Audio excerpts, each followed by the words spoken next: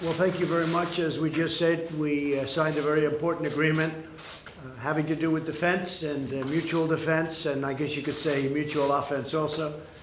But we're now going to talk about trade. We do tremendous amounts of trade with Singapore, and the Prime Minister, highly respected, one of the truly most respected men anywhere in the world, and he's been my friend for a long time. And we're doing very well, but we do tremendous trade with Singapore, and we appreciate it very much, Mr. Prime Minister. Well, thank you, Mr. President. As you said, we've just signed an agreement to extend our Memorandum of Understanding on Defense Cooperation. Right. It's the second time we are extending this. It reflects a very good defense relationship we have between the two countries, but also reflects our broader cooperation and friendship.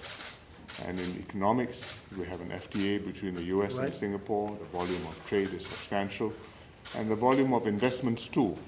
In Singapore, you are our most important foreign investor, and in America, small as we are, we have $55 billion worth of investments. That's not too bad. In many different states, and generating, they tell me, 250,000 US jobs. So it's not bad for a small country. Not bad.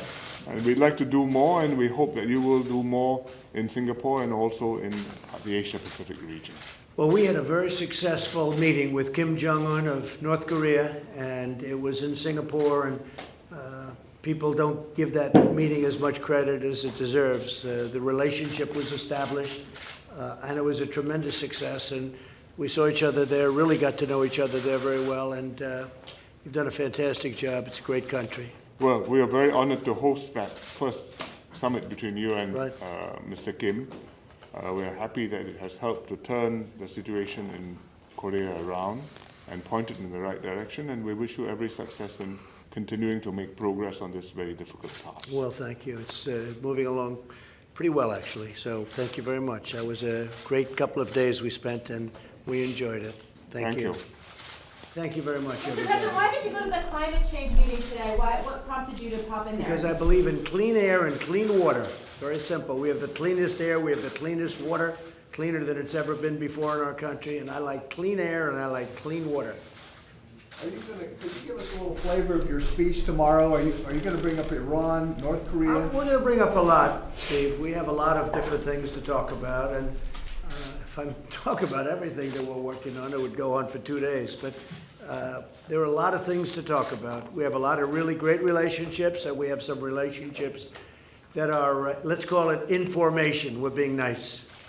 But we'll be talking about Iran. We'll be talking about various things that we're doing, and we're having tremendous success. We're also going to be talking about the economy. As you know, Mr. Prime Minister, our economy is doing fantastically well. We have the best unemployment numbers we've ever had in most categories, and getting better. We just had some phenomenal results today, Steve, as I understand it. We just had Wilbur, we just had a great couple of numbers. Larry Kudlow, could you discuss that, please? Some great numbers just came out. PMI manufacturing up. Unfortunately, Europe's was down, Germany's was down a lot. So it looks like we're in a turning zone back up on manufacturing. So Others were down and we're up, and we continue to go in the right direction. We're getting numbers that we never anticipated having, and we're doing very well. Other parts of the world are not doing nearly as well. And I think we have tremendous potential upward. Just on Iran, are you going to make the case to keep the pressure on them in your speech tomorrow? Well, I don't want to say now, Steve, but look, we have a lot of pressure on them right now, more pressure than they've ever had.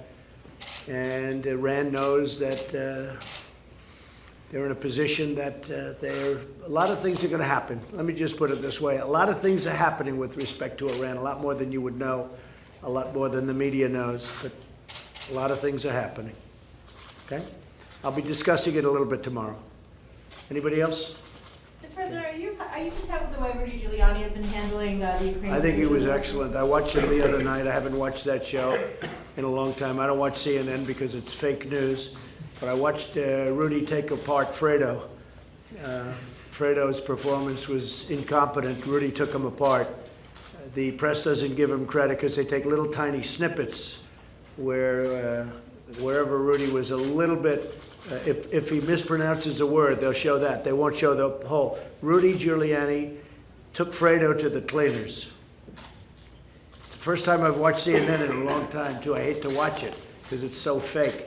Okay? Thank you very much, everybody. Thank you. Press, let's go. Thank you very much. Press, let's go, everyone. Come on.